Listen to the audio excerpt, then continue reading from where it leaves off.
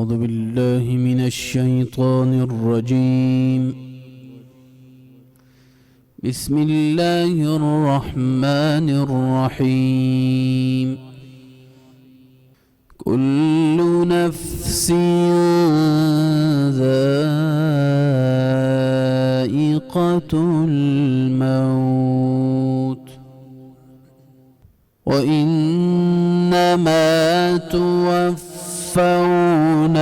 أجوركم يوم القيامة فمن زحزح عن النار وأدخل الجنة فقد فاز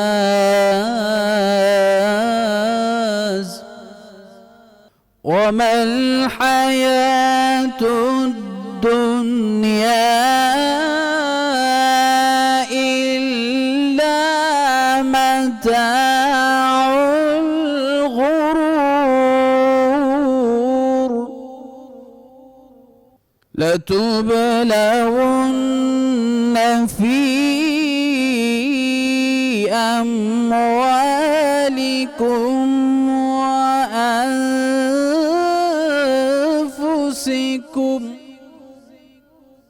ولتسمعن من الذين أوتوا الكتاب من قبلكم ومن الذين أشركوا أذى كثيرا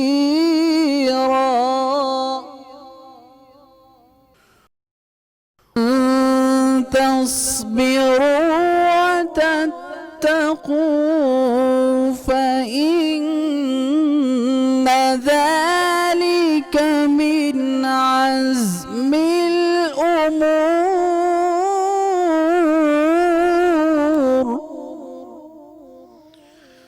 وإذ أخذ الله ميثاق الذين أوتوا الكتاب لتبيننه للناس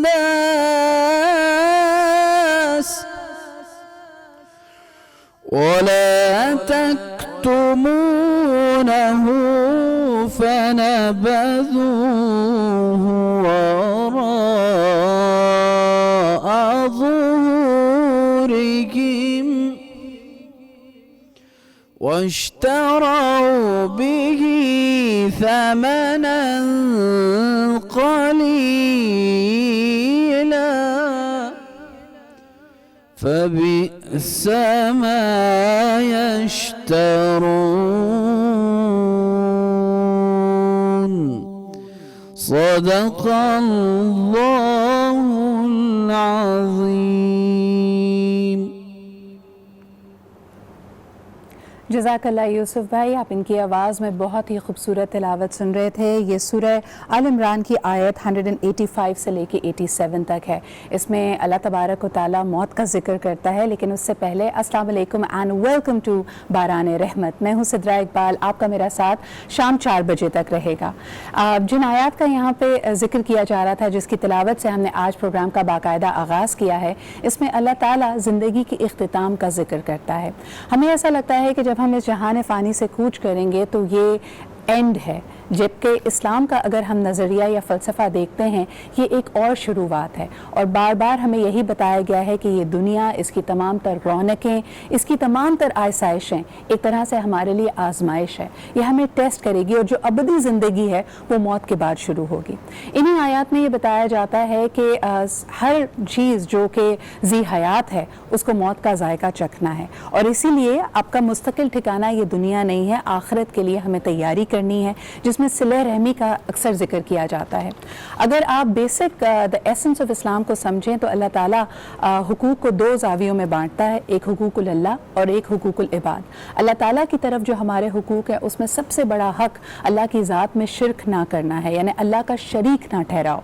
लेकिन दूसरी तरफ जो हमारे अजीज़, हमारे करीबी लोग और रिश्तेदार हैं, उनके हुकूक भी बहुत तरीके से, इलाबरेट तरीके से वाज़े किए। अल्लाह के नबी मोहम्मद सल्लल्लाहु अलैहि वसल्लम और जितने अम्बिया इकराम अल्लाह ताला ने इस ज़मीन पे भेजे, मुख्तलिफ़ कबीलों की, मुख्तलिफ़ लोगों की रहनुमाई करने के लिए मुख्तलिफ़ औकात में, वक्तों में, अदवार में, उन सबको यही बताया गया कि किस तरह अपने करीबी लोगों के साथ रवैया रखना है। अब जब इन करीबी लोगों का जिक्र किया जाए तो सबसे पहले इसमें हमारे वालिदैन का जिक्र आता है, हमारे वालिद और वालदा, और ख़ुसूसन हमारी वालदा, क्योंकि अगर अल्लाह ताला इस पूरी कायनात में जो क्रिएशन का प्रोसेस है उसमें अपना शरीक किसी को बनाता है तो वो एक वालदा होती है। और अपने प्यार को भी अगर कोई एनालॉजी, कोई जाविया, कोई पैमाना अगर हो सकता है अल्लाह ताला की मोहब्बत का, तो उसमें भी माँ की मोहब्बत को ही वो बेंचमार्क बनाया गया। यानी माँ अपने बच्चे से इस कदर प्यार करती है और अल्लाह ताला ने ये बताया कि मैं उसका भी 70 गुना ज़्यादा, यानी 70 टाइम्स ऑफ दैट मैं अपनी खलकत से, अपने किसी भी क्रिएशन से मोहब्बत करता हूँ। जब आप अपने आप को तन्हा महसूस करें और जाहिर सी बात है किसी भी तकलीफ़ की घड़ी में अगर हमें ज़रा सी ठोकर भी लग जाती है तो बेसाख्ता हमारे मुंह से हम अपनी माँ को पुकारते हैं। तो यकीनन ये एक और इशारा है कि हमारे लिए बहुत अहम है ये हस्ती, और अल्लाह ताला भी यही कहता है कि मैं इस हस्ती के जैसा ही प्यार तुमसे करता हूँ, उससे 70 गुना ज़्यादा प्यार करता हूँ। हुज़ूर अकरम सल्लल्लाहु अलैहि वसल्लम की ज़िंदगी को अगर देखा जाए तो वो अपने दोनों ही वालिदैन की शफ़क़त से, उनके साथ से महरूम रहे। आप 6 बरस की उम्र में आपकी वालदा हज़रत बीबी आमना का इंतकाल हुआ। हम आपको ये भी बताते चलें कि एक वाक़या अक्सर कोट किया जाता है कि हुज़ूर अकरम सल्लल्लाहु अलैहि वसल्लम मदीना से मक्का की तरफ कूच कर रहे थे। तो अब्वा के मुकाम पर रुकते हैं, वहाँ पे अपना जो काफ़िला जा रहा होता है उसको कहते हैं कि रुक जाओ, थम जाओ, और अपनी सवारी से उतरते हैं। कुछ जो उनके करीबी सहाबा होते हैं उनके साथ हुए लेते हैं। अब्वा के मुकाम पे वो एक कब्र पे जाकर ज़ारो कतार रोते हैं। इतनी शिद्दत से वो निढाल हो जाते हैं गम से कि उन पर रिकत तारी हो जाती है। और अल्लाह के नबी के जो सहाबी हैं, जो उनके चाहने वाले हैं, वो इस मंज़र को देख के, आप भी जब आप किसी से मोहब्बत करते हैं और उसको आप तकलीफ़ में देखें तो उनकी आंखें भी नम हो जाती हैं। फिर हज़रत उमर रज़ी ताला अन्हा ने हुज़ूर अकरम सल्लल्लाहु अलैहि वसल्लम से पूछा कि ये हम किसकी कब्र पे मौजूद हैं? तो हुज़ूर अकरम सल्लल्लाहु अलैहि वसल्लम ने फरमाया कि हज़रत बीबी आमना यानी उनकी वालदा की कब्र है, और वो उनसे बहुत मोहब्बत करते हैं, उनको बहुत मिस कर रहे हैं, इसलिए उनकी ये गम से, तकलीफ़ से ही आदत थी। आप ये देखिए कि अल्लाह के नबी ने अपनी वालदा को 6 बरस की उम्र में खोया, और ये वाक़या जो होता है उसके 50 बरस बाद होता है। उन्होंने बहुत कम वक्त अपनी वालदा के साथ गुजारा, लेकिन एक माँ से जो मोहब्बत होती है उसका कोई, मेरे ख्याल में अल्लाह के नबी भी जिस तरह उस वक्त तड़प कर रोए, ये अंदाज़ा किया जा सकता है कि वो हर इंसान के लिए एक जैसी है। हज़रत बीबी आमना का अगर हम यहाँ पे जिक्र कर रहे हैं तो आपको बताते चलें कि उनका ताल्लुक भी कुरैश के कबीले से था। बिन ज़ोहरा उनका एक क्लान था जिससे उनका ताल्लुक था। ज़ोहरा का क्लान समझा जाता है, इसकी जो निस्बत बनती है वो हज़रत इब्राहीम के बेटे हज़रत इस्माइल के लिनीज से बनती थी। जो उनके आबा व अजदाद में जो ज़ोहरा का यहाँ पे जिक्र किया जा रहा है, ये बड़े भाई थे कुसै बिन किलाब के। और कुसै बिन किलाब के बारे में आपको बताते चलें कि काबा के पहले जो केयर टेकर थे, जिनके पास पहली दफ़ा काबा की कुंजी जिनको दी गई थी, वो कुसै बिन किलाब थे। तो एक बहुत ही नोबल घराना था उनका। साथ उनका बहुत कम रहा। हुज़ूर अकरम सल्लल्लाहु अलैहि वसल्लम की उम्र सिर्फ 6 बरस थी जब उनका इंतकाल हो गया। लेकिन हम ये भी देखते हैं कि हुज़ूर अकरम सल्लल्लाहु अलैहि वसल्लम ने हज़रत बीबी हलीमा, जो कि उनकी रज़ाई वालदा थी, उनको भी बहुत ही इज़्ज़त और तकरीम दी। और जब भी वो तशरीफ़ लाती तो आप अदब से खड़े हो जाते और उनको बैठने की जगह ऑफ़र करते। और यही रवैया मेरे ख़्याल में तमाम ही अंबिया इकराम की ज़िंदगी से हमें मिलता है। यहाँ ये भी बताते चलें कि हज़रत बीबी मरियम का जो ताल्लुक़ था हज़रत ईसा से, वो भी उसमें हम देखते हैं कि सबसे पहले ईमान लाना, उनकी ढाल बनना, उनकी सपोर्ट बनना, क्योंकि वो भी एक बहुत ही पाक दामन, पाकीज़ा, इबादत गुज़ार ख़ातून थी। इसके अलावा हज़रत हज़रत मूसा का वो वाक़या हम सबको याद है कि हज़रत मूसा अलैहिस्सलाम की जब वालदा रहलत फरमा गई, इस दुनिया में ना रही, और वो अल्लाह ताला से मुलाकात के लिए, उनसे बातचीत के लिए तूर के पहाड़ पर जब जा रहे थे तो गैब से आवाज़ आती है कि ए मूसा, अब ज़रा संभल कर इस पहाड़ पे कदम रखना कि तुम्हारे पीछे जो दुआ करने वाली तुम्हारी वालदा थी अब वो ना रही। तो यानी अंबिया इकराम की ज़िंदगी में भी वालदैन की दुआ, उनकी अहमियत, उनका जो मकाम है वो बहुत इंपॉर्टेंट है। आज ये सारी गुफ्तगू करने का मकसद ये भी है कि आज इंटरनेशनल मदर्स डे मनाया जा रहा है। वैसे तो हर दिन ही एक माँ का दिन होता है, क्योंकि माँ की अज़मत से इनकार नहीं किया जा सकता, उसकी मोहब्बत, उसकी चाहत।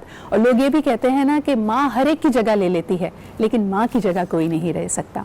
तो आज हमारा प्रोग्राम तमाम ही वालदाओं के लिए, तमाम ही मदर्स के लिए डेडिकेटेड है। आपका हमारा साथ रहेगा 4 बजे तक। आप हमें कॉल भी कर सकते हैं, इस प्रोग्राम का हिस्सा भी बन सकते हैं। और आज खुसूसी तौर पे हमारा वो सेगमेंट देखिएगा जिसमें आज की दुआ का हम जिक्र करते हैं, क्योंकि आज की दुआ में हम बात करना चाहेंगे वालदैन की, और खुसूसन उन लोगों के लिए ये डेडिकेटेड शो है जिनका हो सकता है ये रमज़ान यादों से भरा हुआ हो, क्योंकि ये पहला रमज़ान मुबारक है जो अपने वो वालदैन के बगैर गुजार रहे हैं। तो यकीनन एक बहुत ही अहम शो होगा। एक छोटा सा ब्रेक लेते हैं, will be right back. Keep watching Barane रहमत।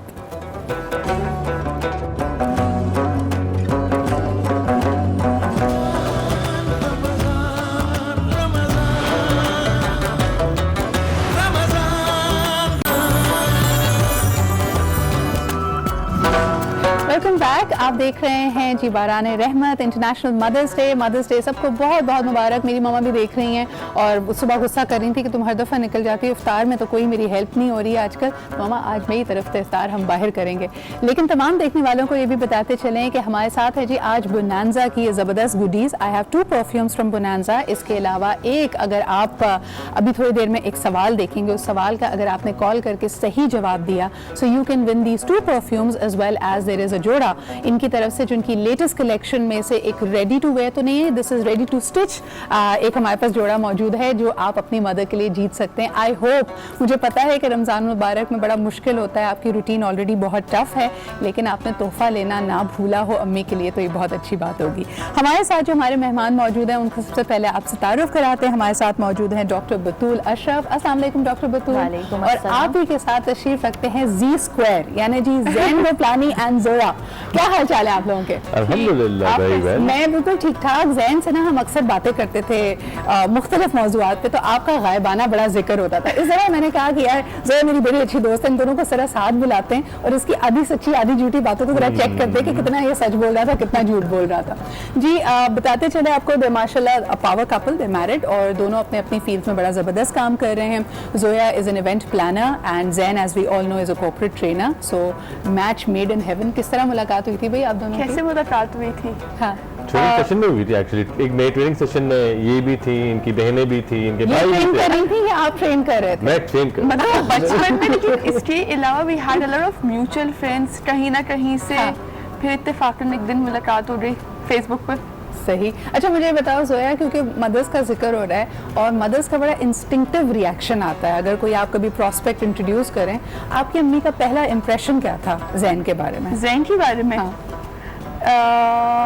पसंद थे, नहीं आए थे? नहीं, सोच लो। मैं कहता हूँ सोच लो। वो कहाँ, वो उनसे मिली थी पर्सनली जाके और शी वॉज कन्फ्यूज्ड। अच्छा, शी वॉज कन्फ्यूज, पता नहीं, मतलब वो पहले मदर का होता है ना कि पता नहीं सही होगा, कैसे होंगे, हाँ। मतलब मेमन है, समझ पाएंगे, ये सारे सवालात थे। यानी जो थोड़े डिफरेंसेस होते हैं आप अपने Differences सोचते होते हैं, हैं। हाँ। अच्छा डॉक्टर बतूल, आप क्या कहेंगी? You are the only daughter and आपके 4 भाई थे। आपकी अम्मी का आपकी तरफ ज़्यादा प्रोटेक्टिव थी या आप टॉमबॉय थी? How was your childhood? I was a tomboy. You are a tomboy. Yeah. 4 भाइयों के बीच में तो आप भी वो 5 शायद भाई। अब्बा की तरफ से ज्यादा था, अम्मी ज्यादा ओवर प्रोटेक्टिव थी। अच्छा अच्छा। और अम्मी की सबसे अच्छी, यानी कई लोगों ने ये सवाल किया, मुझे बड़ा क्यूट लगा ये सवाल, अम्मी की कौन सी डांट या मार आपको अभी तक अच्छी तरह प्रोमिनेंटली याद है? आई डोंट थिंक सो मुझे कभी डांट पड़ी है या मार अच्छा। पड़ी है, बिल्कुल भी नहीं। ये लड़कों बिल्कुल को भी ज्यादा नहीं। पड़ती है। जैन तुम्हें पड़ी है? भाइयों को बहुत पड़ी होगी। फ्लाइंग चप्पल, हैंगर, भी नहीं है, हैंगर, चप्पलें जो हाथ में जो आया हाथ जो हाथ में आंटी का निशाना अच्छा होगा ना वैसे? काफी अच्छा। सारी अम्मियों का निशाना अच्छा काफी होता अच्छा है। होता है। अच्छा जी, क्योंकि हम बात कर रहे हैं वालदा की, तो एक चीज़ है जी, दुनिया की बेस्ट शेफ, दुनिया की बेस्ट कुक आपकी अम्मी होती हैं। और आपकी अम्मी के हाथ का जायका, आप बरसा बरस गुजर जाएं, दिहाइयाँ गुजर जाएं, आप दुनिया के मिशेलिन स्टार रेस्टोरेंट्स में चले जाएं, लेकिन आप कभी नहीं भूल पाते। तो आज हमारे साथ मौजूद है जी शेफ आयशा, हमेशा की तरह उनसे भी पूछते हैं। अस्सलाम वालेकुम आयशा, अस्सलाम वालेकुम। क्या हाल चाल? जी ठीक। अच्छा मुझे बताएं, अम्मी के साथ कुकिंग ही शुरू की होगी, सारी लड़कियां वैसे ही करती हैं। अम्मी की फेवरेट रेसिपी कौन सी है तुम्हारी? अम्मी की हलीम बहुत अच्छा बनाती हैं और बीफ पाया बीफ पाए और हलीब कभी खुद अटेम्प्ट किया? खुद किया, लेकिन कभी भी वो टेस्ट नहीं आया। हाय, और वैसे लोगों ने ये भी बात टेस्ट वाकई करके कहा होती कि है। नहीं, ये बिल्कुल भी वैसा टेस्ट नहीं है जैसा अम्मी बनाती हैं। यार बदतरीज मुझे लग रहा है हर साल जो है ना खाने का म्यार गिरता जा रहा है, बिकॉज कोई भी लड़की अम्मी जैसा खाना नहीं बना पा रही है। नहीं। जैन कभी कंपेयर किया जान की अमान पाकर अब जोया का खाना अम्मी के खाने से? बेस्ट पार्ट है कि दोनों अलग अलग चीजें बनाती हैं। अच्छा। तो अगर ये मंचूरियन बनाती हैं तो मम्मा जो है वो बिरयानी अच्छी बनाती हैं। हाँ। तो बाउंड्रीज जो है शुरुआत से मैंने ट्रेनर की तरह अलग अलग रखी है। हाँ। बिरयानी वो बनाएंगी, मंचूरियन नहीं बनाएंगी। बड़ा क्लियर चलता हूँ मैं। 18th अमेंडमेंट आ गई है अलग अलग रखते हैं ताकि सब जान की अमान पाए। आई गेस आपकी जो जनरेशन है और पहले की जनरेशन में उनके खाने के टेस्ट में और मतलब चीज़ों में बहुत डिफरेंस होता है। Since I am event planner, so we need to take care of catering as well, we need to take care of everything. So from very beginning मुझे पता था कि किस चीज़ खाना कैसे ही बनता है। और आपके आपसे जब पूछा गया होगा, आंटी ने कहा तुम सबसे अच्छा क्या बनाती हो जोया, तो जोया ने जवाब दिया मैं सबसे अच्छा मेन्यू बनाती हूँ। मुझे ये बताइए क्या बनवाना है, मैं बनवा के देती हूँ आपको, है ना जोया? जबरदस्त हो गया। डॉक्टर बतूल, आप क्या कहेंगी सबसे इम्पोर्टेंट या सबसे प्यारी अम्मी की रेसिपी जो आप कहते हैं यार काश ऐसी बनानी आती होती? अम्मी की सबसे अच्छी रेसिपी भगारे बैगन अच्छा। और जो है मिर्चों का साग। Hyderabadi? Yes, Are you Hyderabadi by descent? अम्मी की साइड से अम्मी की हैदराबाद side दक्कन से, से। फादर मेरे जो है वो इलाहाबाद से बिलोंग बस ये वैसे बड़े अच्छे आइडियाज आ रहे हैं आयशा, हम भी भगारे बैंगन ट्राई करते हैं रोज। जो आप हमारा सबर का इम्तिहान लेती हैं खुशबुओं से, ये बताएं आज क्या बन रहा है? आज पोटैटो चीजी फिंगर्स ओए होए, ये तो सारे बच्चों का फेवरेट है। जी, और इसके अलावा रोज ड्रिंक बना रहे हैं हम गुलकंद से। अम्मियों को भी रोज पसंद होता है, मुझे तो खैर वो बहुत ही गर्मी रोज भी की पसंद है, हर शिद्दत भी तरह कम से पसंद करेगा। है। इसमें हम जो गुलकंद डाल रहे हैं वो गर्मी की शिद्दत कम करता है, तो उससे बहुत अच्छा फील होगा। अगर आप शहरी में भी ले सकते हैं इस ड्रिंक को। जबरदस्त ठंडक का एहसास होगा। गुलकंद ड्रिंक बनने वाली है, इसके अलावा चीज़ी पोटैटो फिंगर्स बनने वाले हैं। पोटैटो भी है, चीज़ भी है। इस दफ़ा आयशा का कोई डाइट का प्लान नहीं है, मैं आपको बता दूं। और अगर आपने 10 किलो वजन ना बढ़ाया रमज़ान में तो आयशा खुद बड़ी मायूस हो जाएंगी। लेकिन जी बिस्मिल्लाह करें, लेकिन दोनों तरीके हम बता आते दूंगी हैं। मैं आपको, फ्राई का भी होगा, इसे बेक भी कर सकते हैं। अच्छा, ये हमेशा कहती हैं, हमारे स्टूडियो में वैसे सिर्फ फ्राई होता है। लेकिन हम इसमें बात करेंगे जी, तरकीब अभी थोड़ी देर में आ जाएगी। डॉक्टर बतूल, वैसे हम देखते हैं मदर्स हमेशा ही बच्चों के लिए बहुत कंसर्न रहती हैं, लेकिन आपकी जो फील्ड है, since you are a dermatologist, आजकल ऐसा लगता है कि बहुत फोकस आ गया है on vanity, on making sure that the girl is presentable और वो मूव वैसे करिए। आपके पास आती हैं कभी कभी, आपका दिल चाहता है मदर्स को कहें, यू नो, थोड़ा सा back off, let the child be, let the girl be? नहीं, मेरे ख्याल से जो है सीधा कंसर्न अच्छी चीज़ होती है। सही। And the thing is that कि आपकी एजुकेशन जो है ना आपकी बेसिक चीज़ होती है। सही। अब मैं देखती हूँ कि जितना जो है हाई प्रोफाइल है, जितनी अच्छी हाई एजुकेशन है, उतना जो है वो लड़कियाँ अपनी तरफ से जो है वो जितना मदर को कंसर्न है उतना जो है लड़कियों को खुद नहीं है। अच्छा। हालांकि इट्स अ नॉर्मल रूटीन। अगर आप कुरान शरीफ से देखें, आप इस्लाम के उससे देखें कि देखिए बगैर बाल आपको कोई पसंद नहीं करेगा। हाँ। ठीक है, आपकी स्किन आपकी सब कुछ है। सही। ठीक है, तो उसका अगर आप ख्याल नहीं रखेंगे और अगर मदर कंसर्न है, मेरे पास ऐसे आते हैं पेशेंट बेसिकली मदर ज़्यादा कंसर्न होती हैं और जो आए हैं साहिब मामला वो कंसर्न नहीं होते। हाँ।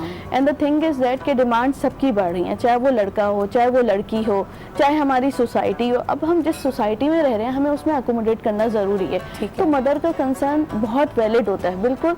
और उसमें वही सारी चीज़ें कि देखें रंग गोरा ना हो, लेकिन एक यूनिटोन स्किन होना ज़रूरी है। ठीक है ना, आपको कोई दाग धब्बों के साथ आप अपना चेहरा देखना पसंद नहीं करेंगे। ठीक है ना, शीशा भी आपको एक्सेप्ट नहीं करेगा, ऑनेस्टली स्पीकिंग। आप इग्नोर करके चले जाएं जॉब पे, हाई प्रोफाइल जॉब पे, लेकिन जब तक कि आपकी यूनिटोन स्किन नहीं होगी, आपके सर पे बाल नहीं होंगे, आप अच्छा ख्याल नहीं रखेंगे। नहीं, मेरे कहने का मतलब था अक्सर हम ये भी देखते हैं कि बच्ची अभी बहुत छोटी है, मदर को कंसर्न हो गई कि नहीं Yes, भाई you know yes. Maybe she has facial hair Exactly, या बिल्कुल, एक्ने है तो उसको बिल्कुल, ट्रीट बिल्कुल, करें, वो बिल्कुल। थोड़ा आपको लगता है हाँ। कि ज़्यादा हो जाता है कभी कभार? नहीं, आई थिंक जो है अब जितने एडवांस ट्रीटमेंट आते हैं तो मैं बेसिकली मेरा जो है वो प्रोफाइल ही यही है, मैं उनको कहती हूँ कि आप अर्ली स्टेज से स्टार्ट कर दीजिए, सही। ठीक है। आप अर्ली स्टेज से स्टार्ट कर देंगे तो लेटर ऑन आपको प्रॉब्लम ही नहीं होती True, है, true. सही। उसमें आपका डाइट भी आ गई, सारी चीज़ें, आपकी स्किन केयर भी आ गई, आपकी बालों की केयर भी आ सही। गई। तो मैं जो हूँ प्रोफेशनली जिस तरह डील कर रही होती हूँ, मैं उनको जो है एजुकेट कर रही होती हूँ कि देखिए आप इसको इस तरह रखिए, ठीक है। मैं बच्चों को भी इवन जो है वो कहती हूँ बेटा आप जंक फूड लो, सही। अब जितने आउटलेट्स खुले हैं, मेरे अपने बच्चे नहीं रह सकते तो मैं सही है, हमें यानी जाना आप भी, इनके बट यू एक हैव टू तरह से- detox yourself and Absolutely. Everything. आप जितना एजुकेट करेंगे, आप देखिए हम बच्चों को जो है वो डांट नहीं सकते, आप उनको ये नहीं कह सकते बेटा नहीं करो, दैट इज रॉन्ग। पेरेंटिंग के एस्पेक्ट से आई थिंक पेरेंटिंग भी काफ़ी इवॉल्व हो गई है। Evolve, तो मुझे बिल्कुल। बताएं जैन, आपका जब वास्ता पड़ता है with the lot of corporate leaders, हम जैसे बिलीव करते हैं और बार बार कहा जाता है कि एक बच्चे की पहली दर्स का माँ की गोद होती है। बेशक। तो जो हाई फ्लायर्स हैं, जो बहुत टैलेंटेड दुनिया में जो सक्सेसफुल लोग होते हैं जिनसे आप इंटरेक्ट भी करते हो इन लीडरशिप पोजीशंस, क्या आपको लगता है कि उनकी वालदा कोई तरबियत, कोई इनहेरेंटली उनको ऐसे डिसिप्लिन किया गया that you know prop them to become more successful? Definitely I guess character building की जहाँ बात आती है, I guess mother are the first place जहाँ पे आप सबसे ज़्यादा कैरेक्टर बिल्डिंग की बात की जाती है। एंड सी अंडरस्टैंड, तमाम टेक्निकल नॉलेज तो इंसान सीख जाता है, बट वो डिटर्मिनेशन की अगर बात हो, अगर वो पैशन की बात हो, अगर वो परसिस्टेंस की बात होती है, हार ना मानने वाली बातें होती है। कहीं ना कभी बच्चा बचपन में फेल किया होता है, कभी ना कभी किसी स्पोर्ट्स में गया होता है, किसी रेस में वो हार गया होता है, और वहाँ उस माँ ने उसको बोला होता है कि बेटा कोई बात नहीं, अगली बार जीत जाएगा सही। तू। अच्छा, आपको पता है कि हम अगर कुरान हकीम की तरफ देखते हैं तो ऑफ कोर्स हमें बहुत सारे रिफ्लेक्शन के पॉइंट बार बार कहा जाता है कि इसमें इशारे हैं उनके लिए जो गौर व फिक्र करें, जो इसके बारे में सोचें। तो अल्लाह ताला जहाँ बहुत सारी और चीज़ों की मिसाल देता है, वहाँ हम देखते हैं कि सूरह अनकबूत में स्पाइडर का जो वेब है उसकी तरफ इशारा दिया गया। उसमें क्या ख़ास मैसेज है, ये हमने आपके लिए तैयार किया ना special report science and Islam, जिसमें हम बात कर रहे हैं एक मकड़ी के घर के बारे में जो कि देखने में बहुत नाजुक है और अल्लाह ताला कहता भी है कि ये कमज़ोर घरों में से है। लेकिन ये कमज़ोर घर क्यों है? Let's take a look.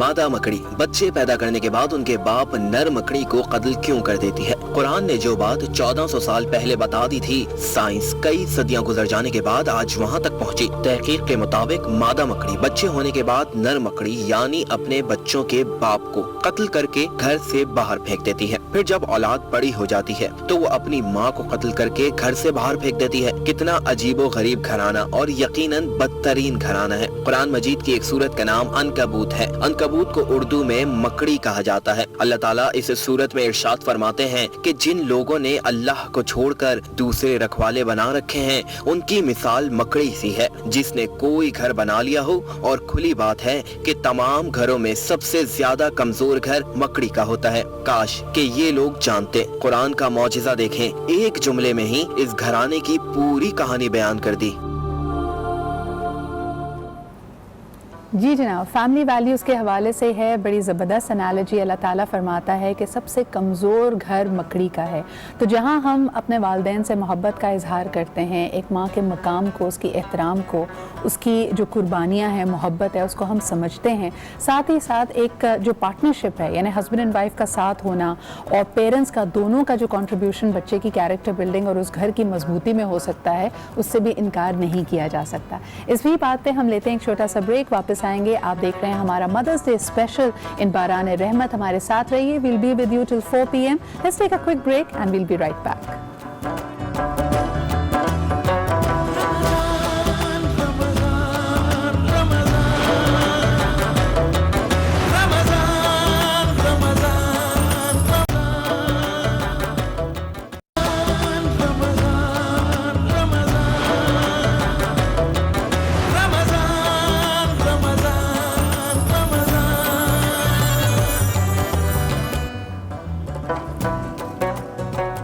Welcome back after the break. आप देख रहे हैं हमारा मदर्स डे स्पेशल बारान रहमत की ये ट्रांसमिशन, प्री इफ्तार ट्रांसमिशन आपके साथ रहेगी शाम 4 बजे तक। मेरे मेहमान मेरे साथ मौजूद हैं। किचन में से अब अच्छी अच्छी सी खुशबुएं आना शुरू हो गई हैं बिकॉज शेफ़ आयशा ने बनानी शुरू कर दी हैं चीज़ी पोटैटो फिंगर्स, और इसके अलावा गुलकंद की ड्रिंक बनेगी जी आज। इसके अलावा हम बात कर रहे हैं आपसे, और ये गिव अवेज हमारे पास बोनांजा के मौजूद हैं। ये हमारी ऑनलाइन कैंपेन चल रही है। क्वेश्चन आप देख सकते हैं हमारे ट्विटर पे भी, और इसके अलावा आप देख सकते हैं ऑन इंस्टाग्राम भी। और जो सही जवाब देगा आज पाकिस्तान के पेज पे मेरे पेज पे, उसके लिए ये गिव अवेज हैं। 2 फ्रेग्रेंसेस हैं जी फ्रॉम बोनांजा। इसके अलावा 1 सूट इज़ अवेलेबल। ये आप जीत सकते हैं अपनी अम्मी के लिए, और ज़्यादा प्यार और मोहब्बत और दुआएं समेट सकते हैं। वैसे सबसे ज़्यादा खुश कब होती हैं ज़ैन अम्मी आपसे? बहुत सारे मामला होते हैं, खासतौर पे तब जब उन्हें कॉल आती है किसी पुराने जानने वालों की, मालूम पड़ा कि तुम्हारे बेटे को हमने सुना था एक फलानी महफिल में और बहुत अच्छा बोल रहा तुम्हारा बेटा। तो वो अचानक से कभी जब कॉल आ जाती है तो प्राइड होता है। हाँ, तो वो जो कॉल करके बोलती कि मालूम फलाने बंदे ने कॉल की थी और तुम बहुत छोटे हुआ करते थे। वो हमेशा मैंने देखा कि मम्मा जो है मेरी, she feels very proud of me. Mothers के लिए आई थिंक उनकी जो एसोसिएशन है बच्चों की अचीवमेंट्स में, वो अपने लिए खुशी ढूंढती हैं। Zoya, what about you? जब अम्मी से दूर होके यू मैरिड नाउ, तो अब किस बात पे सबसे ज़्यादा अम्मी की याद आती है, या एक पता है अचानक से बंदे का दिल भर जाता है या नॉस्टैल्जिक हो जाता है? पहले तो मतलब मुझे कुछ भी करना होता था तो मैं उनसे पूछती मैं करूं ना करूं, और कोई भी प्रॉब्लम होती थी वो कहती थी कि मैं कह रही हूँ ना हो जाएगा, वो हो जाता है। मेरे एग्ज़ाम्स होते थे, मतलब वो ऑनलाइन एग्ज़ाम होते थे और वो आप कभी भी दे सकते हैं। तो मुझे कभी भी मेरी तैयारी कभी भी पूरी नहीं होती थी, डेट्स चेंज हो सकती थी। वो कहती थी कि मैं कह रही हूँ ना पास हो जाऊँगी, और वो मैं एग्ज़ाम देती थी और हमेशा वो चीज़ हो जाती थी। पीछे जो थपकी होती है ना अम्मी की, और ये कहना कि अम्मी आप कोई भी काम करने के लिए घर से निकलें और आप कहें कि अम्मी दुआ कीजिएगा, और वो कहें हाँ बेटा हो जाएगा, दैट हो जाएगा, उसका कोई दुनिया में नेमल बदल नहीं है। क्योंकि आपको बस लगता है कि मेरी तैयारी हो ना हो, कोई बस गैबी मदद आ जाएगी और मेरे काम सारे निकल जाएंगे। लेकिन जब उनका बिलीव होता है ना किसी चीज़ पे, तो ऐसा लगता है वो चीज़ हो जाती है। वो इम्पॉसिबल चीज़ भी होती है ना, उल्टा भी होता है। टोक पे भी यही होता है। अक्सर अम्मी अगर किसी बात पे टोक देना, तो अगर आपका जब वो गड़बड़ होती है तो फिर आप कहते हैं देखा अम्मी ने पहले कहा था। उस वक्त फिर आप कहते हैं यार मैंने सुन ली होती। आप थोड़े एम्बैरस भी होते हैं, लेकिन आप उसको फिर एडमिट भी नहीं करना चाहते। लेकिन सबसे बड़ा डिफरेंस जो लड़कियों के लिए कहा जाता है is once they get married, that comparison between the mother in law and the mother. कितना ये जस्टिफाइड है डॉक्टर बतूल? आपको लगता है कि ये एक फजूल की बहस है, या ये होनी चाहिए थोड़ी बातचीत इस बारे में? मेरे ख्याल से जो it depends on your upbringing, ठीक है। अगर जो है वो आपको मदर की साइड से पेरेंटिंग आपकी सही होती है, लाइक मेरी अपनी मदर इन लॉ से what ever I am today is just because of my parents, my brothers, my husband and my mother in law and father in law of course.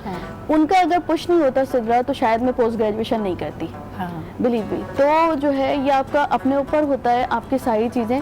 हाँ, ये है कि शादी के बाद आपके अंदर बर्दाश्त ज़रूर होनी चाहिए, ठीक है। आप देखें जैसे टोक की बात करिए, आपकी अपनी मदर भी तो टोकती है ना, ठीक है। आप बर्दाश्त कर लेते हैं, बर्दाश्त हो जाता है, एग्जैक्टली, थोड़ा सा डिफरेंट लगता है। मतलब बंदा एक्सपेक्ट कर रहा है कि सामने वाला कर रहे हो, आप कुछ ना करो तो इट्स एक्चुअली रॉन्ग। मतलब जो आप अपनी अम्मा के लिए कर रहे होते हो, आपको एग्जैक्टली वही करना होता है। इफ यू एक्सपेक्ट सच अ बर्दाश्त ना, आप दोनों जगह का बर्दाश्त इक्विवेलेंट रखेंगे तो फिर जो है वो स्मूथली जो है वो रिलेशनशिप रन कर रही होती है। मदर्स के साथ ये एडवांटेज होता है कि आप उनको कहते हैं कि they will always have my best interest at heart. अम्मी कह रही हैं तो अम्मी मेरी भलाई के लिए ही कह रही हैं। जबकि सास में जहाँ लोग, मैं समझती हूँ कि प्रॉब्लम्स आती हैं, वो एक डाउट का एलिमेंट आ जाता है कि ये ऐसे क्यों कह रही हैं, कोई और मोटिव तो नहीं है, अपने बेटे की साइड तो नहीं ले रही है, तो वो आप 100 चीज़ों के इस तरह के वसवसों में फंस जाते हैं। एक कॉलर हमारे साथ हैं, आइए उनसे बात करते हैं। हेलो जी, अस्सलाम वालेकुम।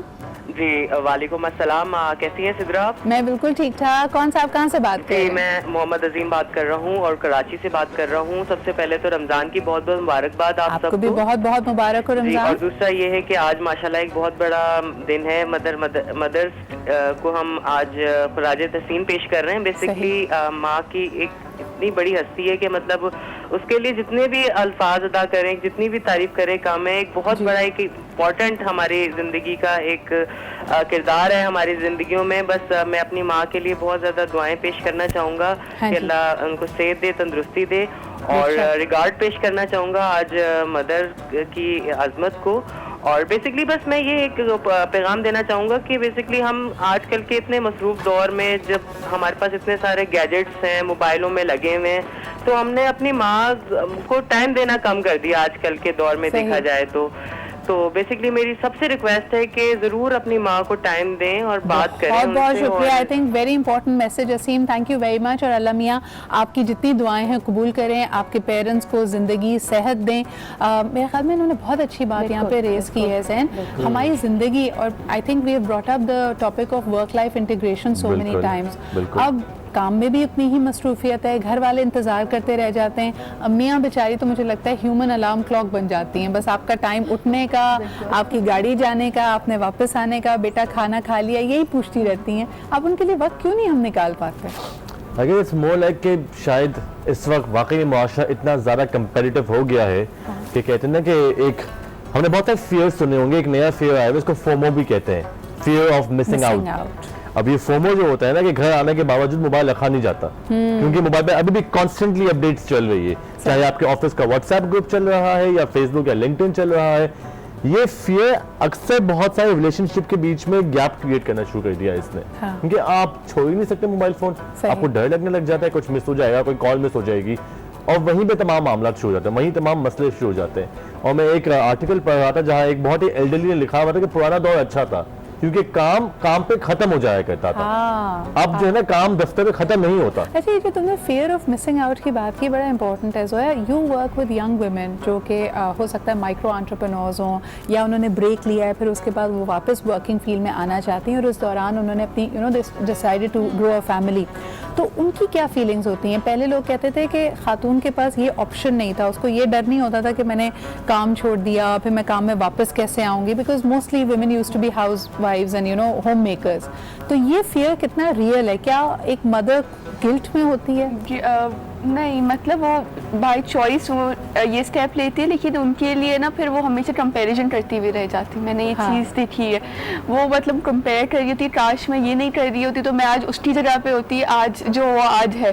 नहीं, लेकिन जब काम पे वापस आती हैं कभी कभी गिल्ट हो रहा होता है कि मैं अपने बच्चे को घर छोड़ के आई हूँ, पता नहीं बच्चा रो रहा होगा, उसको मेरी ज़रूरत ना हो, तो वो एक कॉन्स्टेंट गिल्ट फैक्टर से लड़ रही होती है। बिकॉज मदरहुड एक ऐसा मतलब बॉन्ड है बेबी और मॉम, मतलब शायद वो फादर वो रिलेशनशिप समझ नहीं पाए, लेकिन वो चाहे ऑफिस में हो, घर में हो। I have seen a lot of, मतलब मेरी घर पे जो मेरी सिस्टर इन लॉ है वो मतलब ऑफिस तो जाती है लेकिन उसको यही होता है कि मेरा बेटा ठीक होगा, she is a working woman herself, तो मतलब वो पूरा कॉन्स्टेंटली चेक कर रही होती है कि मेरा बेटा ठीक है, उसने दवाई ली, स्कूल गया। उनके काम नहीं खत्म होते, चाहे वो काम पे भी हो, उनको फिक्र होती है बच्चे को टाइम पे पिक कर लिया गया है, उसने होमवर्क किया है नहीं किया, उसकी तबीयत खराब तो नहीं है, सारे अपॉइंटमेंट्स, चाहे उसकी फुटबॉल प्रैक्टिस है या उसकी ट्यूशन है, अम्मियों को ज़बानी याद होता है। जी, इसी बात पे लेते एक छोटा सा ब्रेक के बाद वापस आएंगे। रमज़ान में ये कैसे इफेक्ट करता है और ख़ास तौर पे दीन हमारी कैसे रहनुमाई करता है, सवाल राइट आफ्टर दिस ब्रेक।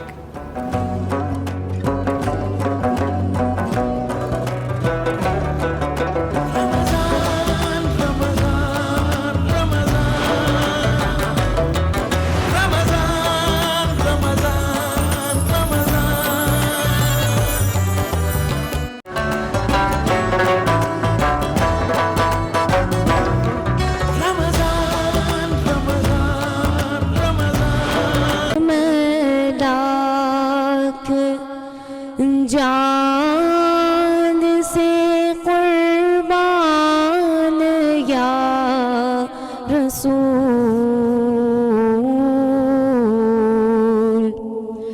बर आए मेरे दिल के भी अरमान या रसूल,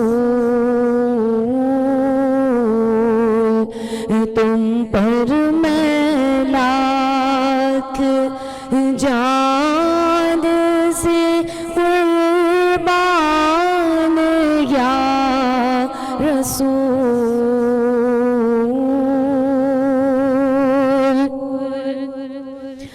दुनिया से और कुछ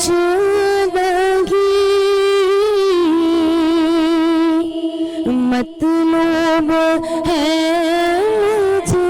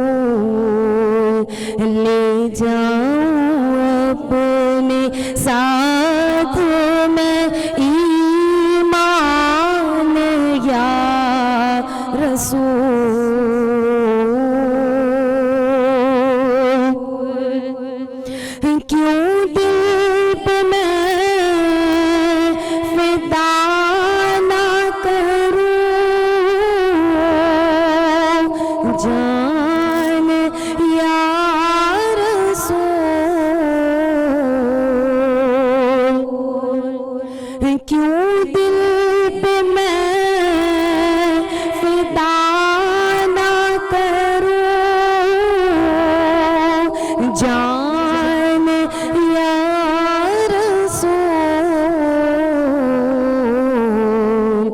रहते गए इसमें आपके अरमान या रसूल,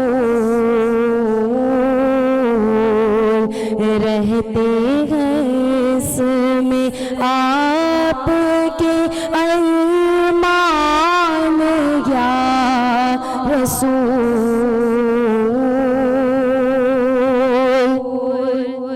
और काफी गए वसीला शफाअत के वास्ते,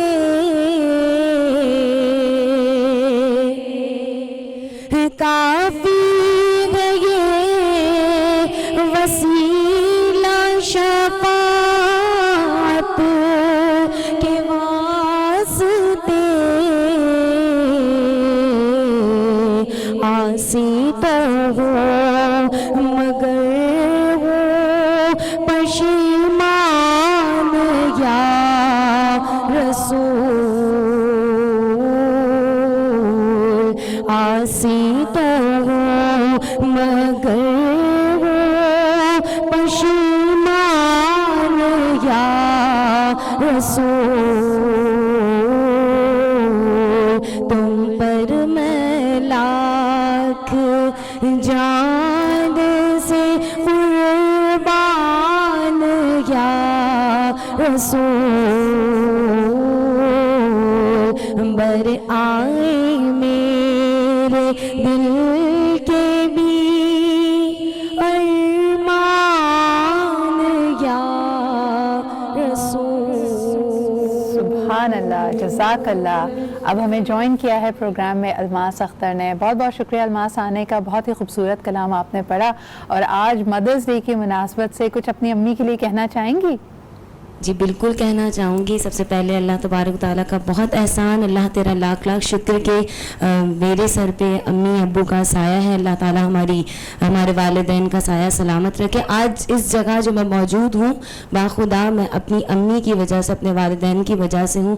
आज अगर मेरे साथ ना होती तो मैं यहाँ पर मौजूद नहीं होती। कितनी खूबसूरत बात है कि आप दुनिया के किसी भी शख्स से कामयाब तरीन शख्स से अगर बात करें, तो ज़िंदगी में कितना कुछ घटता है, यानी हम अपनी स्ट्रगल्स भी देखते हैं, लेकिन हर कोई इस कामयाबी का सहरा अपने वालिदैन को, खुसूसन अपनी माँ को देता है। डॉक्टर बतूल, आपसे पूछना चाहूँगी कि आपके पास भी एक बहुत ही मीठी सी याद है, यानी आपकी वालदा मेरे ख्याल में दो साल कबल हज पे जाने की तैयारी कर रही थी। बिल्कुल, उससे 3 डेज़ पहले जो है उनकी बस डेथ हुई है। तो जिस दिन उनकी रवानगी थी हज के लिए, उस दिन उनका सोयम था। बिल्कुल, आपके लिए तो बड़ा एक ख्याल में it is shocking, but I think she knew very well. उन्होंने मुझे जो है 15 डेज पहले जो है वो रेडी करना शुरू कर दिया था। Really? Yes, and she always said कि बेटा you are very brave, you take a good decision, आप सारी उसमें जो है वो बिल्कुल सही लेती हो फैसले सब कुछ, और घबराना नहीं, अगर मुझे कुछ हुआ मैं पहुंच नहीं पाऊंगी हज पे। She knew that. तो वो इशारा, एक उनका इशारा था, फीलिंग थी, सारी चीज़ें। मेरा जो है वो तकरीबन उनकी रवानगी से, उनकी डेथ से जो है वो 3 दिन पहले मेरी वहीं पे जो है अम्मी के घर पे ही जो है वो रात में जो है मैंने स्टे किया था। तो कहने लगी बस बेटा आप बच्चों का ध्यान रखना, डांटा नहीं करो बच्चों को, जो है बिल्कुल प्यार मोहब्बत से वो किया करो सारी चीज़ें, और बहुत बहादुर हो सब कुछ, वो घबराना बिल्कुल भी नहीं। But nothing in life can prepare you ना। अगर किसी भी शख्स से उसका वर्स्ट फियर पूछो तो यही होता है कि मैं अपने वालिदैन के बगैर कैसे रहूँगा। तो आपके लिए अगर आप पलट कर देखती हैं, सबसे ज़्यादा अहम नसीहत जो उन्होंने अगर आपको की हो वो क्या है? बेसिकली जो है उन्होंने हर चीज़ पे, हर स्टेप पे मुझे इतना ज़्यादा, स्कूल से लेकर जो है वो MBBS तक के, फिर पोस्ट ग्रेजुएशन, फिर मेरी बेटी को संभालना, सारी चीज़ें सब कुछ, कि अगर वो नहीं होती तो शायद मेरा पोस्ट ग्रेजुएशन जो है वो नहीं होता, क्योंकि मेरे इन लॉज जो है वो US में रहते हैं basically, and they supported me a lot. और जो है हर नसीहत ऐसी होती थी अम्मी की, बस मैं कहती थी बेटा कभी भी इंसान पे फ़ौरन से भरोसा नहीं कर लेना, मेरी नेचर है वैसे।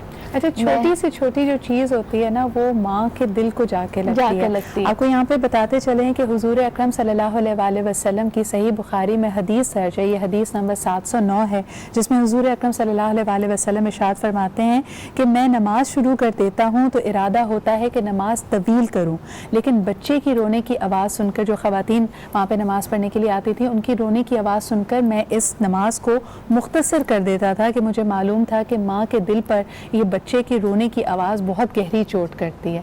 और वाकई हालांकि आप अल्लाह ताला का हक अदा कर रहे हैं, अल्लाह ताला की बारगाह में सजदा कर रहे हैं, लेकिन अगर आपका बच्चा साथ में रो रहा है तो आपका दिल तड़प उठता है। तो माँ तो एक ऐसी हस्ती है बच्चे की आप भी नहीं बर्दाश्त कर सकती।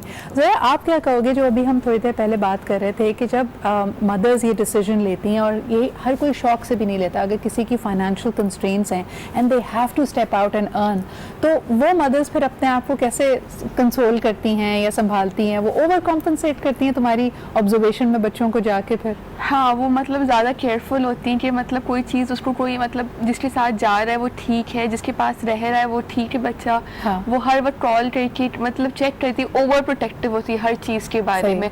और वो जब घर आती है वापस ऑफिस से तो फिर मेक श्योर करती है कि वो जो टाइम है वो कॉम्पनसेट करे, वो पूरा टाइम उसके लिए मतलब डिवोट कर देती है। हाँ, जिसमें मतलब उसकी पसंदीदा खाने भी बना रही होती हैं, उसकी साथ बैठ रही होती है, खेल रही होती है, होमवर्क करवा रही होती है। लेकिन भाई सबसे बेहतरीन जो डिसिप्लिनिंग डिवाइस है ना वो अम्मी की चप्पल है, और जिसने वो खाई है वो दुनिया में बहुत कामयाब रहा है। और इस बात पे ज़हन में खूब जोर से मुस्कुराहट यहाँ पे आई है, बल्कि सारे लोग ही वो याद कर रहे हैं वो बाटा की चप्पल, वो सर्विस की चप्पल। ये ब्रांडेड नहीं है लेकिन हम सबको याद है वो घर वाली चप्पल। आयशा से भी पूछते हैं, आयशा कभी डांट पड़ी है रोटी गोल ना बनने पे या कोई रेसिपी गड़बड़ करने पे? नहीं, इन चीजों पे नहीं पड़ी। वैसे पड़ी है। वैसे पड़ी। अच्छा, आपकी रेसिपी कहाँ तक पहुंची? ये जी चीज़ी पोटैटो फिंगर्स बन रही हैं, यहाँ 4 फिंगर्स तो तैयार होके रखी हुई हैं। आपने इसमें जो जो चीज़ें मिक्स की हैं जरा क्विकली हमें बताइएगा। हमने बॉइल्ड पोटैटो लिए थे, उसमें हमने सॉल्ट डाला और ब्लैक पेपर डाला, फिर हमने ग्रीन अनियन डाले हैं और हरा धनिया डाले, बस उसके अलावा कुछ ठीक है, जबरदस्त। और इसके अंदर मसाले क्या क्या पड़ते हैं? ब्लैक पेपर और ब्लैक पेपर, दैट्स इट। तो इसको अगर हम थोड़ा सा खट्टा करना चाहें या मिर्च टेस्ट करना चाहें तो हम कर सकते हैं। वैसे हम इसमें चीज ऐड कर रहे हैं, ये है पिज्जा चीज कहलाती है, इसमें दोनों चीजें होती हैं, चेडर भी और मोज़रेला भी। ओके, और अगर ना हो या आपकी कोई भी प्रेफरेंस की चीज हो तो आप कर सकते हैं ना, आप डाल सकते हैं इस तरह से ना। अब इसे हम मोज़रेला का वैसे फायदा ये होता है कि जब वो मेल्ट भी हो जाती है, स्ट्रिंगी हो जाती है ना, जाती है। ओके, सो आपने ये लिया, इसको फिंगर की तरह किया, और ये ऑलरेडी चीज जो है वो स्ट्रिप्स में काटी हुई है, फिंगर्स में काटी हुई है। इसे अंदर हमने इस तरह से सीख कबाब टाइप बना दिया। सबसे पहले हमने यहाँ पे मैदा लिया था और कॉर्नफ्लावर लिया था, उसमें भी ब्लैक पेपर, इस पे ड्राई कोटिंग होगी। जी, ड्राई होगी जबरदस्त। थोड़ा दबा के ताकि अच्छी इसमें इसकी बाइंडिंग इसी से होती है बेसिकली, ताकि ये खुले नहीं, चीज़ इसमें से बाहर ऊज आउट ना करे। आप चाहते हैं कि वो अंदर ही अंदर हो और जब आप बाइट लें तो वो फिर मेल्ट करके बाहर निकले। अच्छा, नेक्स्ट कोटिंग इसमें इन्होंने एग किया है। ये फुल एग है ना आयशा? योक एंड वाइट बोथ। ओके, इससे हम ब्रेड क्रम्स में कोट करेंगे। इसे भी थोड़ा सा दबा के करेंगे ताकि अच्छी तरह इसमें लग जाए। अच्छा, मुझे बताएं आयशा, जब ज़रा हिम्मत ज़्यादा होती है सुबह सुबह आप सहरी करने के बाद, क्या ये इस तरह बना के फ्रिज में रखा जा सकता है ताकि फ्राइंग फिर उस वक्त हो जाए? 3 से 4 डेज आप इसे रख सकते हैं। और मैंने आपको बेक का बताया था, सिर्फ इस पे ऑयल आप ऊपर से डालें और इसे बेक करने रख दें 180 सेंटीग्रेड या 4 मार्क पे। ठीक है, ज़बरदस्त हो गया। अच्छा, इसमें भी तुमने क्रीम का इस्तेमाल तो नहीं किया? नहीं, बिल्कुल भी किसी में करेंगे क्रीम। हाँ, वैसे आप कर सकते हैं। हाँ, अच्छा जी, रेसिपी कार्ड अब आपकी स्क्रीन पे है, आप इंग्रेडिएंट्स भी देख सकते हैं। बड़ी सिंपल सी रेसिपी है जी। आलूओं को आप बॉईल कर लें, उसके बाद मैश कर लें अपनी मर्जी का, इसमें हरा मसाला ऐड कर दें जिसमें स्प्रिंग अनियंस हैं, मिर्चें अगर आप डालना चाहें, कोरिएंडर है और सिर्फ ब्लैक पेपर है। फिर इसका आपने एक तरह से सीख कबाब स्टाइल का आपने फिंगर बनाना है और बीच में आप डाल सकते हैं पिज़्ज़ा चीज़ का स्ट्रिप, जो कि मोज़रेला चीज़ और चेडर चीज़ का मिक्सचर होता है, या आपकी जो भी पसंद की चीज़ हो।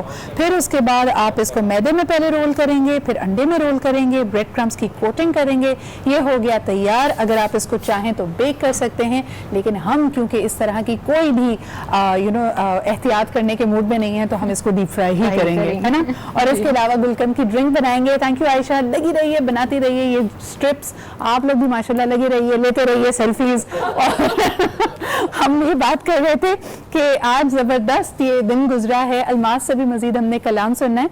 एक कॉलर हमारे साथ हैं, मेरे ख्याल में कुछ कहना चाहेंगे अपनी वालदा के हवाले से भी। Let's find out. हेलो, अस्सलाम वालेकुम। वालेकुम सलाम बेटा, मेरा नाम सलीम अनवर है। क्या हाल चाल है सर आपके? रमजान मुबारक आपको बहुत बहुत। टेलीविजन फिल्म वगैरह में मैंने किया है, राइटर भी हूँ जी जी।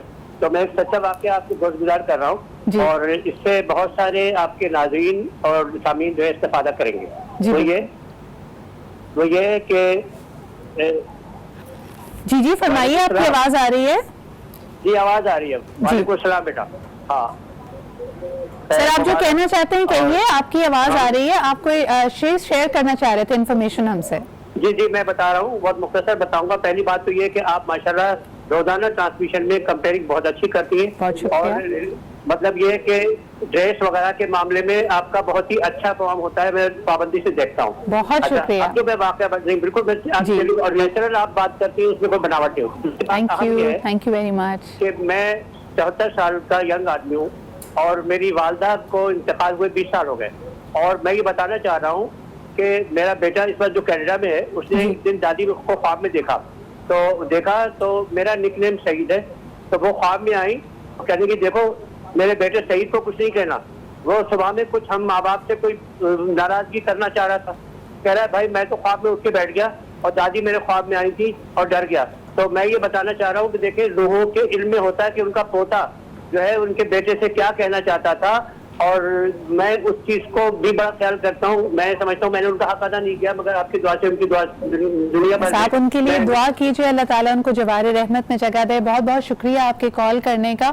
और यकीनन मेरे ख्याल में वालिदैन का जो रिश्ता अपनी औलाद के साथ होता है, जो मोहब्बत होती है, वो सिर्फ और सिर्फ इस ज़िंदगी की कैद तक नहीं होता। हमें लगता है कि उनके किए हुए अच्छे अमाल, उनका सदका जारिया आने वाले दिनों में भी अपने बच्चों के लिए ना एक ढाल बन जाता है। और ये भी कहा जाता है कि वालिदैन की सबसे बड़ी पूंजी ये नहीं होती कि उन्होंने कितनी वेल्थ कमाई है, कितने घर और कितने बैंक बैलेंस हैं, बल्कि कितनी साले औलाद वो छोड़ के जा रहे हैं। तभी अगर देखा जाए तो बहुत सारे ऐसे मुखय्यर हजरात जो मदद करते हैं, जो चैरिटीज़ करते हैं, उनके लिए कहा जाता है कि सबसे अहम चीज़ ये होती है कि उनके इस दुनिया से गुजर जाने के बाद भी उनके जो कार खैर हैं, जो अच्छी बातें हैं, जो काम हैं, वो उनके बच्चे इसी तरह कंटिन्यू करते रहें। जोया, जैन, डॉक्टर बतूल भाई, thank you very much for being here. बिल्कुल हमारा इस सेगमेंट का आखिर है, तो आप कुछ कहना चाहें, एनीथिंग यू वांट टू से ऐड टू द सब्जेक्ट, तो प्लीज़। बिल्कुल, मैं मदर्स डे के हवाले से बात करूंगी। जिनकी जो है वो माएँ मौजूद हैं, वालिदैन मौजूद हैं, बहुत कदर करें, बहुत मोहब्बत करें, एहतराम करें और जो है संभाल के रखें। बिल्कुल बिल्कुल, जितनी आप कदर करेंगे अल्लाह ताला सबकी माओं को बहुत लंबी ज़िंदगी दे और सब पे जो है वो उनका साया बरकरार रखे। बेशक। जोया, दोनों माओं को कुछ कहना चाहूंगी, mother and mother in law. Yes, so thank you so much for always supporting me, because मैं लाइफ में बहुत एक्सपेरिमेंट्स कर रही होती हूँ। So they both are there for me, चाहे मैं जो भी करूँ तो वो हमेशा मुझे इंकरेज कर रही होती कि हाँ कुछ नहीं, हो जाएगा। सो thank you so much for, मतलब अभी जो मेरा प्रीवियसली जो प्रॉब्लम हुआ था तो उसमें दे बोथ वो मी, मतलब हर चीज़ में वो बिजनेस का ज़रा सा भी अप एंड डाउन होता है, जहाँ पे आप समझते हैं कि आप अपना कॉन्फिडेंस लूज़ कर रहे हैं, माँ एक पिलर ऑफ स्ट्रेंथ बन के आपके पीछे खड़ी होती है। लेकिन बड़ी इंटरेस्टिंग बात, इसने मदर इन लॉ के लिए भी डेडिकेशन की। तो लोग कहते हैं ना कि शादी के बाद Jain this is specially for you, उन्होंने कहा mother becomes mother in law, sister becomes sister in law, father becomes father in law, and what about the wife?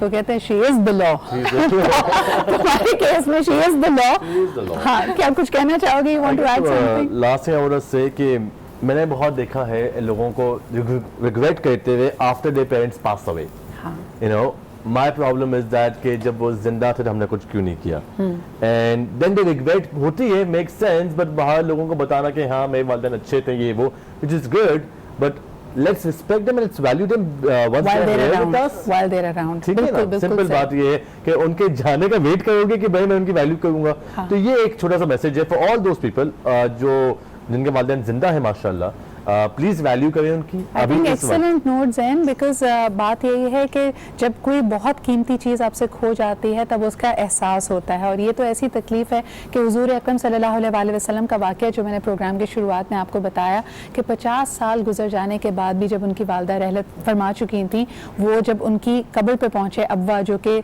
23 kilometres दूर है मदीना से, तो ज़ारो कतार रोए और उस तकलीफ़ को उन्होंने महसूस किया कि अपनी वालदा को वो मिस कर रहे थे।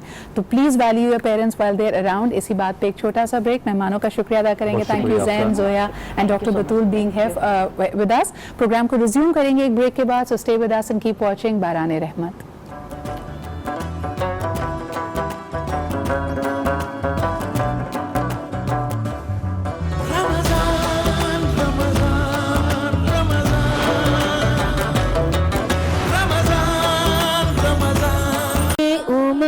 एक नजरे करम मोरी लाज तुम्हारे हाथ, सरकार मोरी नैया लगा दो अपने करम से पार।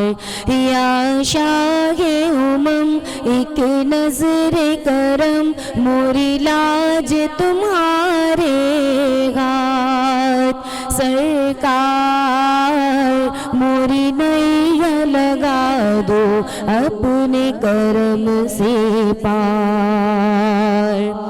सल्लल्लाहु सैयद मुरसलीन सल्लल्लाहु शफील मुज़्ज़बीन, सल्लल्लाहु सैयद मुरसलीन सल्लल्लाहु शफील मुज़्ज़बीन। टूटी हुई आस हूँ मैं, दुख से भरा दिल है मेरा, टूटी हुई आस हूँ मैं, दुख से भरा दिल है मेरा। नजर करम बगैर खुदा कोई नहीं तेरे सिवा, सल्लल्लाहु सैयद मुरसलीन सल्लल्लाहु शफीक मुज़्ज़बीन, सल्लल्लाहु सैयद मुरसलीन सल्लल्लाहु शफीक मुज़्ज़बीन। गम ख्वारे जहाँ तस्कीने जा, गम ख्वारे जहाँ तस्कीने जा, एक शब तो मुझे भी वो दीदार सरकार मोरी नैया लगा दो अपने करम से पार। या शाहे उमम एक नजरे करम, या शाहे उमम एक नजरे करम मोरी लाज तुम्हारे हाथ, सरकार मोरी नैया लगा दो अपने करम से पार। सुभान अल्लाह।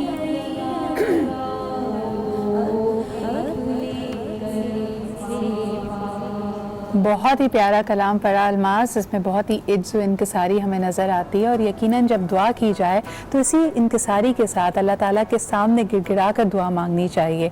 और यकीनन ये भी कहा जाता है कि छोटे बनकर रहो, और आज क्योंकि मदर्स डे भी है और इसी हवाले से रेफरेंस देते हैं कि बड़ा होने पर तो वालदा भी, माँ भी अपनी गोद से उतार देती है। तो जितना आप झुक कर चलेंगे अल्लाह ताला आप पे और करम करता है।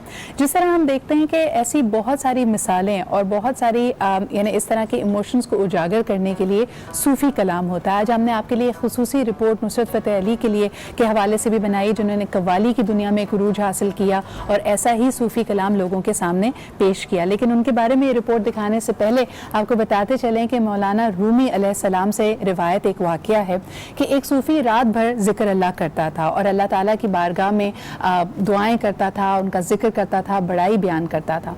तो एक बार शैतान ने उसको बहकाया और कहा कि तुम इतनी दुआएं मांगते हो, अल्लाह तो जवाब ही नहीं देता, तो ये जिक्र अल्लाह छोड़ो और सो जाओ। जब वो सो गए तो हज़रत खिज़र रहमतुल्लाह अलैह उनके ख्वाब में आए और उन्होंने कहा कि क्या वजह है, आज तुम जाग नहीं रहे, अल्लाह का जिक्र नहीं कर रहे। उन्होंने कहा अल्लाह का जवाब नहीं आता। तो हज़रत खिज़र ने उनके ख्वाब में उनको ये कहा कि अल्लाह का नाम लेना ही अल्लाह का जवाब है। जब तक तुम्हारा पहली दफ़ा दुआ में हाथ उठा और अल्लाह का नाम लिया, अगर वो कबूल ना होता तो अल्लाह तुम्हें दूसरी बार दुआ करने की तौफीक ना देता। तो कभी भी ये मत सोचिए कि आपकी दुआएं कबूल नहीं हो रही, अल्लाह ताला के आप करीब नहीं हैं। और ख़ास तौर पे जब हम ये सूफ़ी कलाम सुनते हैं तो ऐसा लगता है कि ये दिल के उन तारों को छेड़ता है जहाँ आपको ये महसूस होता है कि वाकई हम दुआ करेंगे और अल्लाह सुनेगा। तो सबसे पहले आपको दिखाते हैं नुसरत फ़तेह अली के हवाले से ये रिपोर्ट जिन्होंने कव्वाली सूफ़ी कलाम को एक नया ही उरूज बख्शा। आइए देखते हैं नुसरत फ़तेह अली के हवाले से ये रिपोर्ट। और यकीनन अल्लाह ताला ने जो उरूज इनको बख्शा, जो इनका नाम आज भी इनके गुजर जाने के इतने सालों बाद भी जो इनका काम था, जो इनकी कव्वाली थी, वो मेरे ख़्याल में एक ऐसी मकबूलियत रखती है जो इनके चाहने वालों के दिलों में हमेशा ज़िंदा रहेगी। Welcome back to our topic of the day which is Mother's Day. International mother's Day हम सेलिब्रेट कर रहे हैं और बहुत ही खूबसूरत बातें उसी हवाले से हुई। आप ज़िंदगी में किसी भी मकाम पर अपने वालिदैन से ये नाता तोड़ नहीं सकते, बल्कि हर मौके पर, चाहे वो खुशी का मौका हो या गम का मौका हो, आपको अपने वालिदैन और ख़ुसूसन अपनी वालदा बहुत याद आती हैं। आज हम उनके हवाले से भी बात करेंगे जिनके लिए हो सकता है ये रमज़ान मुबारक थोड़ा मुश्किल हो, क्योंकि उनके वालिदैन के गुजर जाने के बाद ये पहला रमज़ान है। किस तरह वो ये रमज़ान गुजार रहे हैं और ख़ास तौर पे ये भी कि अपने वालिदैन की उनके दर्जात को बुलंद करने के लिए कैसे दुआ करनी चाहिए, वालिदैन की आफ़ियत के लिए, उनके साए के लिए कैसे दुआ करनी चाहिए, ये भी हमारे आज का मौजू होगा। हमारे साथ जो मेहमान मौजूद हैं, सबसे पहले आपका उनसे तारुफ कराते हैं। हमारे साथ मौजूद हैं मशहूर नात ख्वां, यानी हमारे लिए एक उस्ताद का दर्जा रखती हैं। और जब हम कहते हैं ना कि ये शुरुआत भी नहीं हुई थी इस तरह की रमज़ान ट्रांसमिशंस की, फिर भी ये इन्हीं का जॉनरा था और इनसे बहुत कुछ सीखा है हमने भी। जितने लोग इस वक्त ट्रांसमिशंस कर रहे हैं, बल्कि जितने व्यूअर्स हैं, जनरेशंस इनके इल्म से, इनकी तरीक़ेकार से मुस्तफ़ीद होकर बड़ी हुई हैं। हमारे साथ मौजूद हैं ताबिंदा लारी साहिबा। बहुत बहुत शुक्रिया ताबिंदा आपा। बहुत शुक्रिया उसने जन तुम्हारा, तुमने इतने खूबसूरत अल्फाज में याद किया। गो के मेरे हवाले एक से ज़ायद हैं, लेकिन मैं हमेशा ये कहती हूँ कि जो ये निस्बत आपकी खालिद महमूद साहब ने कहा कि शरफ बख्शा है नाते मुस्तफ़ा ने, ये बहम्दिल्ला मुझे पहचानता है अब ज़माना उनकी निस्बत। सुभान अल्लाह, सुभान अल्लाह। वैसे आपको बताते चलें कि ताबिंदा आपा कई सालों से मार्केटिंग के प्रोफेशन से वाबस्ता हैं और यकीनन one of the pioneering marketeers of Pakistan. बहुत बहुत शुक्रिया आपके यहाँ मौजूद होने का। आप ही के साथ तशरीफ़ रखती हैं तलखीस आदिल। तलखीस से हमारी मुलाकात हमारे सेगमेंट में आपने ज़रूर की थी, मेरी माँ मेरी जन्नत के हवाले से। एक ख़ास निस्बत है, ख़ास रिश्ता है। जिस तरह कहते हैं ना कि एक माँ का मकाम अल्लाह ताला ने जब अपनी मोहब्बत को तशबीह दी है, एक माँ की मोहब्बत से, तो वैसे ही एलिवेट हो जाता है। तो सबसे बड़ी पहचान एक माँ की उसका बच्चा ही होती है। बहुत बहुत शुक्रिया तलखीस फॉर बीइंग है। और आप ही के साथ तशरीफ़ रखते हैं मौलाना रजब अली बंगश साहब। थैंक यू मौलाना साहब, आपने भी यहाँ पे आपकी तशरीफ़ आवरी का दीनी मामलात में आपसे रहनुमाई लेंगे। ताबिदा आपा, सबसे पहले अगर आपसे ही गुफ्तगू का आगाज़ किया जाए, वो लोग, वो नाज़रीन जो हमारे ये प्रोग्राम इस वक्त देख रहे हैं, जिनके वालिदैन का साया अब उनके सरों पे नहीं है, बड़ा मुश्किल लम्हा होता है। बिकॉज़ याद आता है कि सहरी में वालिदैन के साथ कैसे बैठते थे, इफ्तार में कैसे बैठते थे, अम्मी कोई ख़ास चीज़ पकाती थी। कैसे आप उनकी ढारस बंधाएंगी, क्या कहेंगी उनको? असल में मैं खुद ये रिश्ते मेरे पास नहीं हैं और मेरे लिए सबसे मुश्किल मरहला ये था, ये अम्मी के बगैर 8वां रमज़ान है। लेकिन हुआ ये कि वो ईयर 2012 ज़रा बहुत मुश्किल था, क्योंकि 8 मई को मेरे हस्बैंड की डेथ हुई एंड आफ्टर 3 और 4 मंथ जो है अम्मी गई। तो वो ज़रा बहुत मुश्किल था। मैं अम्मी के साथ जो है, मैं जब छोटी थी तो पता नहीं क्या नफ्सियात थी या क्या था कि अम्मी सहरी में मुझे उठा लेती थी, वो पका रही होती थी और मैं बैठी हुई होती थी। फिर जब मैं थोड़ी बड़ी हो गई तो मेरी और बहनें तो नहीं, लेकिन मेरी जिम्मेदारी थी कि मैं पराठे या रोटी बनाना मेरी जिम्मेदारी थी। तो भी अम्मी उठ जाती थी, पकाती मैं थी, लेकिन मगर अम्मी दूसरे कामों में होती थी। अब बात यह है कि अभी थोड़ी देर पहले जो हमारे स्पीकर थे जैन, माँ बाप का हयात होना या वो चले गए हैं तो उनके साथ रिलेशनशिप ख़त्म नहीं होता, ये हमारा दीन कहता है। ठीक, बेशक। और माँ की अज़मत, और अगर हम देखें नबी पाक सल्लल्लाहु अलैहि वसल्लम की आमद के बाद ही हमें ख़वातीन मोहसिन इंसानियत तो हैं, लेकिन मोहसिन निस्वानियत भी हैं कि उनके आने के बाद औरत को जो रिश्तों का तकद्दुस मिला, माँ बहन बीवी बेटी, और उसमें सबसे मुकद्दस रिश्ता माँ का मिला। हमारे हिसाब दीन में माँ के 365 दिन हैं, मगर एक सोशल इवेंट के तौर पे अगर आप इसको मना लेते हैं तो कोई बात नहीं है, इसमें मजायका नहीं, हम बहस में पड़ जाते हैं। हमारे यहाँ तो अच्छा, हमें वैसे शरीयत याद नहीं आती, लेकिन जब कोई ऐसी बात हो जाए, ये क्या बात हुई भाई, हमारे दीन में कहा, तो हम हर चीज़ में जजमेंटल हो जाते हैं, एतराज़ करते हैं। सो माँ बाप हयात है या नहीं है, उनका हक हमेशा जारी और सारी रहता है। अभी जैसे निस्बत की बात हो रही थी, जब आपने सना ख़्वानी, नात ख़्वानी शुरू की तो आपकी वालदा का क्या रिस्पॉन्स था? आपकी कलाम में या आपके पढ़ने के अंदाज में नोक पलक सवार? देखो, ये जो मैं ताबिंदा ला रही हूँ ना, अब्बा ने भी पूरा सपोर्ट किया, सही, अम्मी ने भी, लेकिन वो ज़माना था लेट 60s का, ठीक है, यानी 66 से 67, 7 साल की उम्र से मैंने रेडियो जाना शुरू किया। अब्बा ने भेज तो दिया है, लेकिन फिर वो रिश्तेदार क्या कहेंगे, क्या कहेंगे। तो मेरी अम्मी बहुत पढ़ी लिखी खातून नहीं थी, 5वीं 6वीं जमात पढ़ी हुई खातून थी, तो अम्मी कहती थी भाई क्या हरज है, फलाना कहेगा तो क्या हुआ। आप सोचो उस जमाने में एक बच्ची का रेडियो जाना, सोच अच्छा, और मुझे सिंगर बनने का शौक था और मैं एज ए सिंगर अपनी यूनिवर्सिटी कॉलेजेस वगैरह में तो सबको बताया कि मैं, और तुम्हारे अब्बा तो बहुत से जानते हैं कि मैं हमेशा फर्स्ट आती थी, ठीक है, तो हम उसमें मेरे साथ लैला ज़ुबैरी भी होती थी, तो वो ज़माना था, हम ड्रामे करना, कहानियाँ लिखना, नातें पढ़ना, गाने गाना, वो सारी चीज़ें। तो अम्मी ने हमेशा अब्बा को डिफेंड किया, भाई हमने कोई क्या कहेगा, बच्चे देना चाहिए बच्चों को आगे बढ़ने। मेरी माँ पढ़ी लिखी नहीं थी, अच्छा अब्बा का भी था कि उन्होंने आगे किया, लेकिन वो ज़रा प्रेशर में आ जाते थे ख़ानदान के। जो रियल पुश था वो आपकी मदर की तरफ से था। फिर कॉलेज में आई, स्कूल बस में तलबा, ये सब चीज़ें, तो अब्बा की कोशिश होती कि नहीं जाऊँ, रेडियो जा रही हूँ, फलाना भैया क्या कहेंगे। सुनती थी आपकी नात, खुश होती थी आपसे? अम्मी कोई फेवरेट? मेरी अम्मी जो है ना, मेरे हर काम से, जब मैं कप जीत के ला रही हूँ, ये नाम, लेकिन मेरे अब्बा भी, आज हम पेरेंट्स की अगर सपोर्ट ना हो तो आप कहीं भी नहीं होते, स्पेशली जब नौकरी करना था। ओ मेरे अब्बा क्या, मेरे बात स्टेट बैंक में थे, क्या कहेंगे खानदान वाले, और बेटी से नौकरी करा रहे हैं, बेटी से नौकरी करा रहे हैं, बेटी की कमाई खा रहे हैं, और ज़्यादा कोशिश थी मैं। लेकिन ताबिंदा आपा, आज आपसे जो हम कलाम सुनेंगे ना, तो आपने वही जैसे हम कहते हैं ना कि माजी के दरीचों में जाना है, आपकी वालदा का या आपके दोनों वालदैन का जो फेवरेट कलाम था ना, जो आपकी आवाज़ में वो सुनते थे और उनको पसंद था, आप हमें वो सुनाइएगा। लेकिन उससे पहले तलखीस आप क्या कहेंगी? यकीनन आपकी ज़िंदगी में भी अल्लाह ताला ने एक यानी माँ का रुतबा, एक आपको बहुत बड़ी नेमत से नवाजा, लेकिन साथ साथ उसमें आपकी पेशेंस का, सब्र का थोड़ा टेस्ट ज़्यादा था। आज आप पलट के देखती हैं, बिकॉज़ बच्चों की, जैसे अभी ताबिंदा आपा बात कर रही थी कि उनके खुशी में, उनके किसी माइलस्टोन को पाने में जो माँ को खुशी महसूस होती है, वो उसका कोई सानी नहीं है। और आपने भी अपने लिए एक एम बनाया कि आपकी नन्ही परी, she is going to be the smartest kid who has a condition of Down syndrome. ये कितना मुश्किल है तलखीस? बहुत मुश्किल है सिद्रा। इससे पहले मैं ये कहना चाहूँगी कि मेरी अम्मी को गुजरे हुए भी तकरीबन 11 साल हो चुके हैं अब। I was very attach to my mother, बहुत ही ज़्यादा, मतलब सर्वाइवल भी नहीं सोचा था उनके बगैर कि अगर उनको कुछ हो जाएगा तो मुझे लगता था द नेक्स्ट मोमेंट मैं भी चली जाऊँगी, बट हो गया वो भी, और अब 11 साल हो चुके हैं।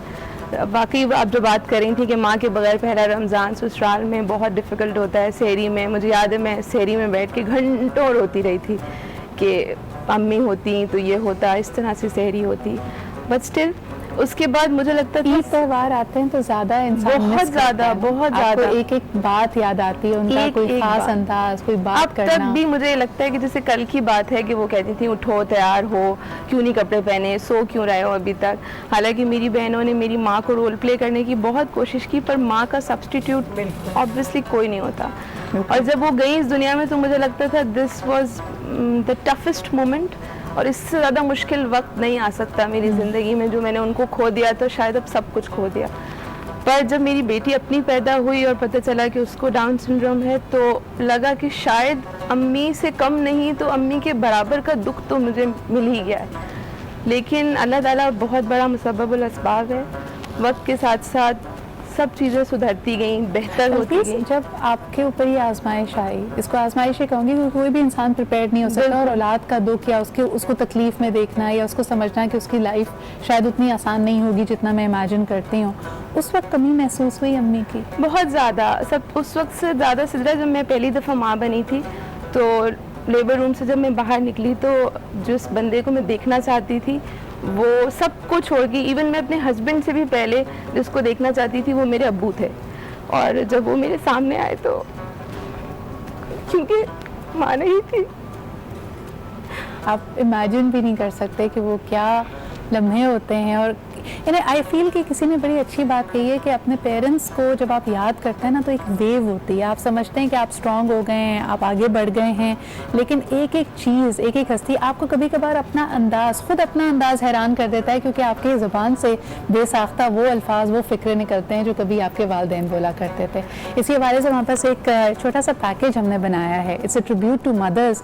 और वाकई क्योंकि माँ का कोई सानी नहीं है, अंबिया इकराम को भी शुरुआत में भी मैंने आपसे कहा कि हज़रत मूसा अलैहिस्सलाम अपनी वालदा के विसाल के बाद जब तूर की पहाड़ी पे अल्लाह ताला से कलाम करने के लिए जा रहे थे तो गैब से आवाज़ आती है कि ए मूसा ज़रा संभल कर पहाड़ी पे कदम रखना, क्योंकि तुम्हारे पीछे दुआ करने वाली अब तुम्हारी माँ मौजूद नहीं है। माँ जैसी हस्ती, एक छोटा सा पैकेज इसी हवाले से, our tribute to the mother's.